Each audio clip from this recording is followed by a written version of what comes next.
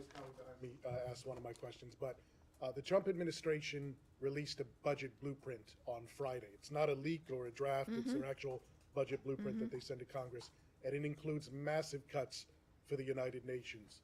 So with Ambassador Designate Waltz heading there, presumably at some point this year, I mean, what is going to be his mandate? Is he going in with priorities to advance certain U.S. interests, or is he going in with more of like a Secretary McMahon's mandate to kind of start to unwind things, so to speak? What is his mandate going to look like? Well, I think that conversation is something that President Trump and soon-to-be Ambassador Waltz would be having.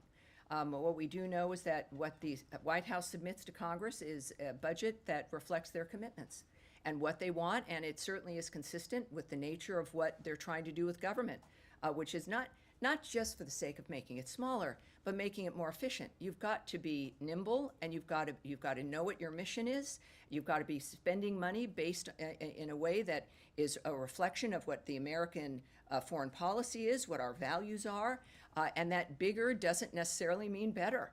It certainly doesn't mean necessarily that you can get things done. As a matter of fact, more bureaucracy, the less that you're able to accomplish.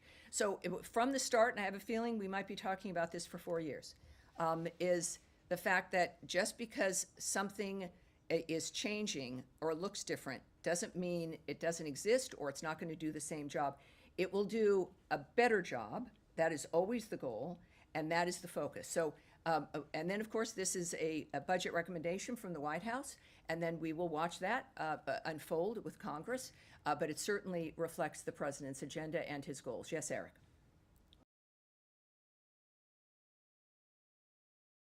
Congratulations to Wait the a new second. chancellor. Wait, hold on. Just No, Matt, that's it for today. Thank you, everyone. Have a great day. Thank you. Thank you. Oh, well, yes, actually, there is one more thing. And thank you for this as we move on from congratulating people. There is two individuals that I think this is an important thing and that I wanted to make note of, and certainly the people that I work with wanted to make note of.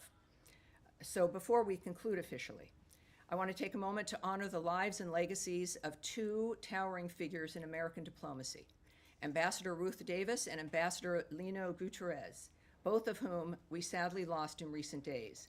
Ambassador Davis was a trailblazer whose distinguished service as a director of the Foreign Service Institute and the Director General of the Foreign Service shaped generations of diplomats. Ambassador Guterres served our nation with great distinction as U.S. Ambassador to both Argentina and Nicaragua. A steadfast champion of diplomacy, his commitment to service inspired many. We remember them not only for their contributions to our country, but for the grace, wisdom, and integrity they brought to the craft of diplomacy.